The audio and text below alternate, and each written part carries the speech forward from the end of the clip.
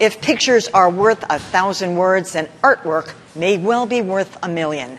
This week, 3 national magazines released covers so powerful it almost looked like they coordinated the effort, all in response to what President Trump said about tragic events in Charlottesville.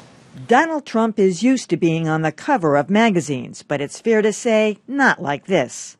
While different, the covers of The Economist, The New Yorker, and Time all send the same message.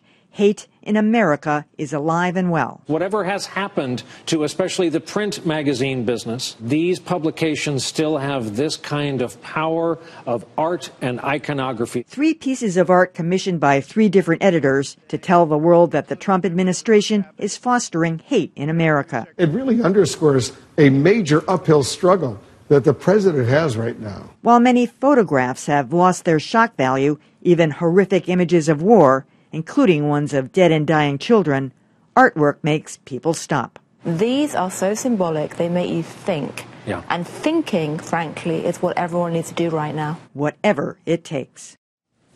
It was stunning, Dan, that they all came up with similar types of imagery, especially the hooded Ku Klux Klan imagery for both the sailboat and the megaphone. And, as you say, they usually have about a week that they do to, commission these things, and somebody had to come up with that very quickly. And then the other one, which is harder to read, is actually an arm with the American flag draped over it, which is the Heil Hitler sign. Right. So all of them. I mean, is it too much? These are magazines, the Economist has a liberal bent, as does the New Yorker, of course. Time used to be a little bit more neutral, but is it too editorial?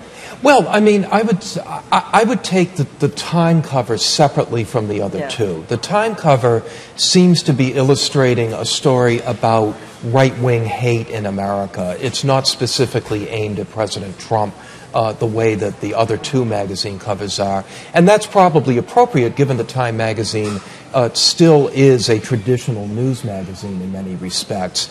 In terms of the other 2 covers, they're very powerful. They're certainly extremely opinionated. But the New Yorker has always given its artists a lot of leeway in expressing their opinion on the cover. Remember the Muslim one with the Trumps in the White House, and they had all the Muslim imagery around them? Absolutely. I mean, cover artists in the New Yorker have free reign.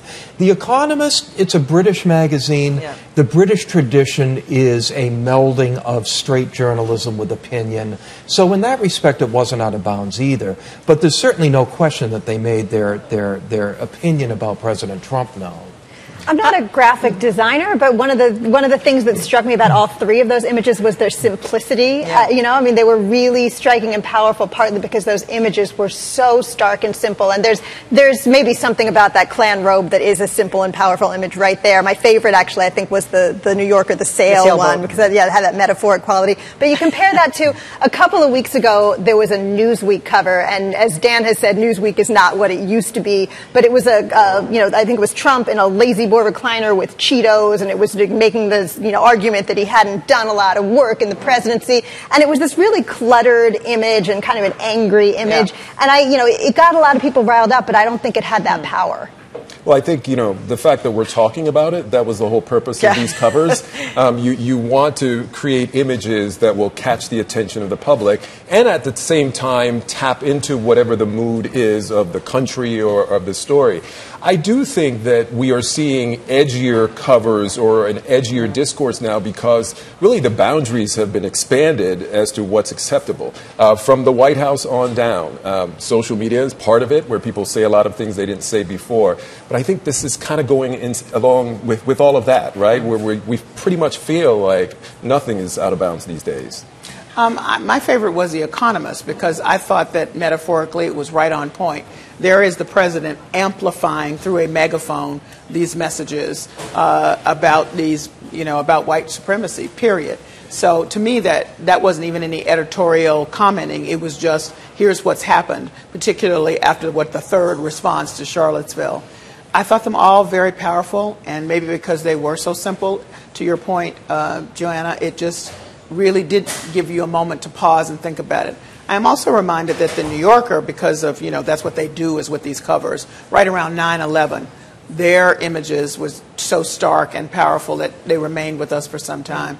So I don't know if this is the beginning of a new kind of graphic information that we'll see more of. Yeah. But also remember that in the nation, graphic novels, which the essence of That's these true. images are really on the rise. So this makes sense. It's just interesting. We've had a conversation here about we've become inured to dramatic graphic photographs and not this.